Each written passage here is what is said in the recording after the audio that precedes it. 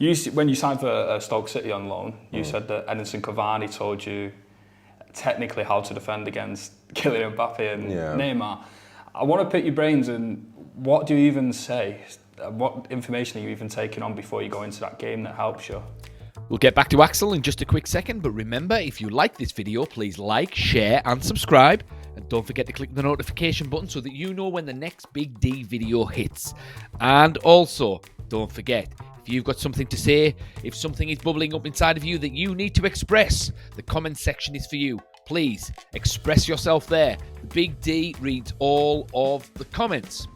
Anyway, in this clip, it's from a little interview with Axel Tuanzebe that was on the Overlap. And it's really interesting because I used to like Axel Tuanzebe. So it's really nice to listen to him talk about his experience at Manchester United. So anyway, we're going to go straight into the clip and then stick around for afterwards because the Big D, as ever, is going to be commenting on what Axel has to say. It is. Yeah, so just moving obviously on into you coming through at United and breaking through, and obviously Louis van Gaal was the first manager who recognised you and promoted you, but it was José Mourinho who gave you your first start. There's a massive personality character around Mourinho, but he put a lot of faith in you, and you know, for a manager who's not known for bringing up youth players and starting them. I remember you starting at the Emirates, and behind the character, how do you look back on your time under him and what kind of person he was for you?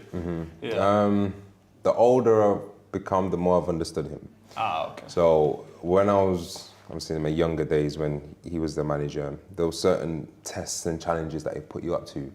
And being a youngster, you're not sort of really aware of what he's trying to get out of you. But the older I am now, I'm more aware and understand the sort of the angles the way of teaching that he likes to use, the methods. And yeah, he was still very much demanding. He was still sort of brutal if he didn't have a good game, etc. But ultimately, he wanted to extract the best out of you. And his methods, maybe not everybody will agree with, but sort of if you're strong enough to get through them, you will end up having a very successful career. I think he's not notoriously known for bringing through a lot of academy players, but if you look at the academy players that he has sort of governed over, a lot of them have gone on to have good careers. Yeah, for sure. I mean, he said after your debut, you only need 10 minutes to see how good Axel Tuanzebe's potential is, and that is about as high as you're going to get from Mourinho. I want to move on now, obviously, into segueing between managers, and then you've gone from someone who didn't appreciate the younger aspect of football, giving people starts, to Ole Gunnar Solskjaer, who was very much leaning on the academy, and that was when you started to really become a consistent Premier League player for Manchester United. And how was his coaching style different from Mourinho's? And obviously, I understand that he was much more of a father figure, more relatable, younger manager, but in terms of the actual methods and maybe even the tactical information you were given, what was the key differences? Do you remember? Good question. I'd say with Mourinho, it was very much more hands-on. He would take the sessions, he would delegate roles, etc. But very much he's in the middle of the pitch and he's coaching. Yeah. With Ole, he's at the side, he's watching. Yeah. His assistants would take the session and he's analysing every detail of an individual. So let's say, for example, me, he'd just be watching me that session, seeing what I'm doing right, what I'm doing wrong, and speak to me about changing this or that into my game. I'd probably say he's a bit more approachable. You can speak to him more on a Like ground a calmer, level. And sort of to understand what he requires of you. Now, the only thing that really hindered that spell was injuries for me. I think it could have been a better run of games, playing consistently, because the opportunities were there to play. But injuries come and the team's established, and it's very difficult to get in, to keep up with the momentum. So yeah, that got knocked back by injuries. Because obviously he captained Manchester United against Rochdale, funnily enough. Obviously that must have been a proud moment for you, obviously being in the academy for so long. And I will touch on this because it would pain me not to touch on this as a Manchester United fan, but this will be the last thing I ask you on the club. PSG away. That is like something that's a bit of a legend now, isn't it? But I want to ask you something specific about it. When you signed for Stoke City on loan, you said that Edinson Cavani told you technically how to defend against Kylian Mbappé and Neymar. I want to pick your brains and what do you even say? What information are you even taking on before you go into that game that helps you? I mean, he gave me a sort of heads up in terms of traits that they have in their game.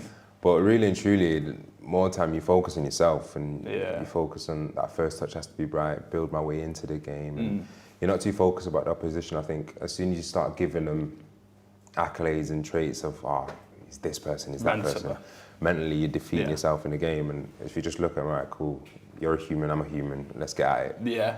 I think that's more time how I approach games. And I find it works for me. Because as soon as you start thinking, right, he's better than me. He's done you. He's done you. No, I like that. Don't get me wrong, you respect the player. For sure. But I think you should back yourself 100%. Axel Tuanzebe. Yeah, he was a really good player.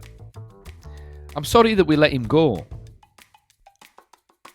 He was a fine athlete and he was a bloody good defender. He talks about the match that he had against PSG away. Now, I remember that match very, very well because we played a lot of young players in that match. I can't remember why. There were a lot of young players because I think Mason Greenwood played and Axel Tuanzebe played. You had Hannibal Mejbri, I believe he played as well. But at the time, they were about like 16, 17, 18, like all of them. And PSG weren't really prepared for that because they were expecting Man United's main team that they battered at Old Trafford. But I don't know, he must have just kind of made them a little bit complacent, perhaps. And I remember Lukaku playing exceptionally well, and obviously Marcus Rashford scored the winning penalty.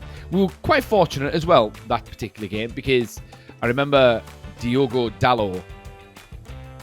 He took a shot that was going a mile over and one of their defenders handballed it, I think. And I think it was the first season of VAR. I think that was the first VAR decision that went for Man United. I could be wrong. With that. But anyway, what was particularly satisfying was Axel's performance against Mbappé and Neymar. They were quite quiet that game. I remember Mbappé playing really well at first because he played Eric Bailly at right back, did Solskjaer. And I remember Eric Bailly getting absolutely destroyed for their first goal. But he switched it up and he put Dalot on the right. And then obviously that created a little bit of balance and Eric Bailly was taken off. But Eric Bailly was, very injury prone, so he didn't quite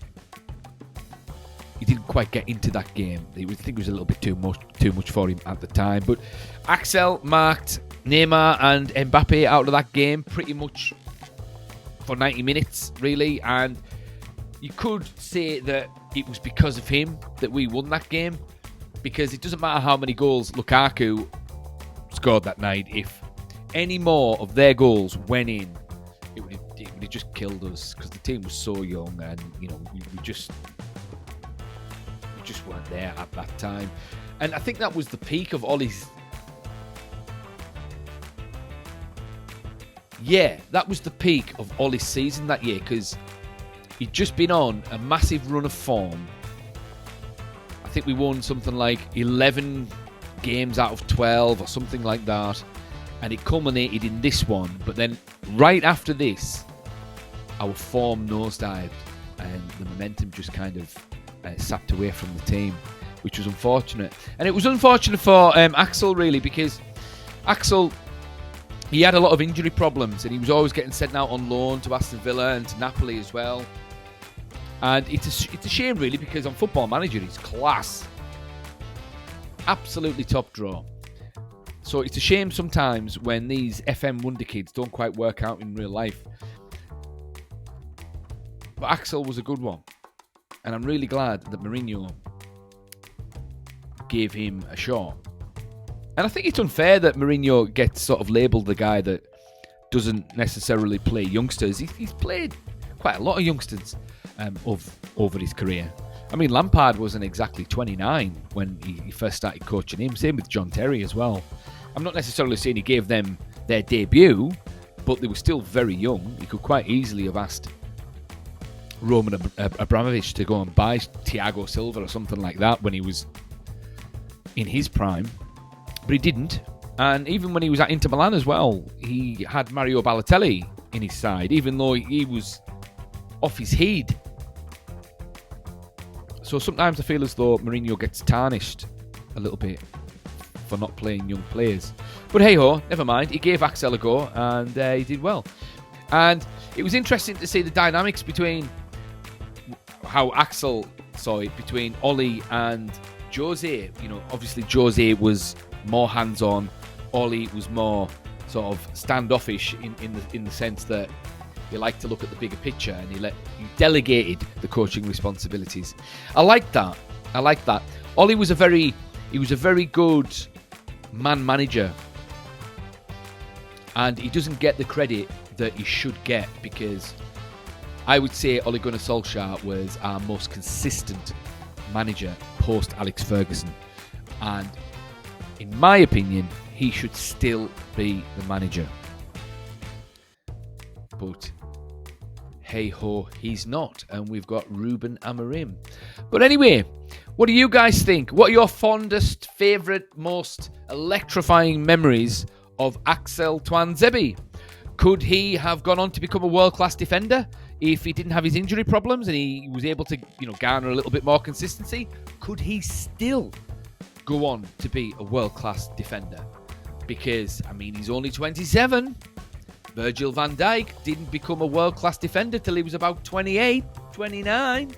That was when he signed for Liverpool, something like that, maybe 27.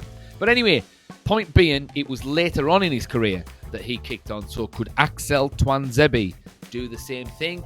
But anyway, as ever, thoughts in the comments, and the Big D will see you in the next one.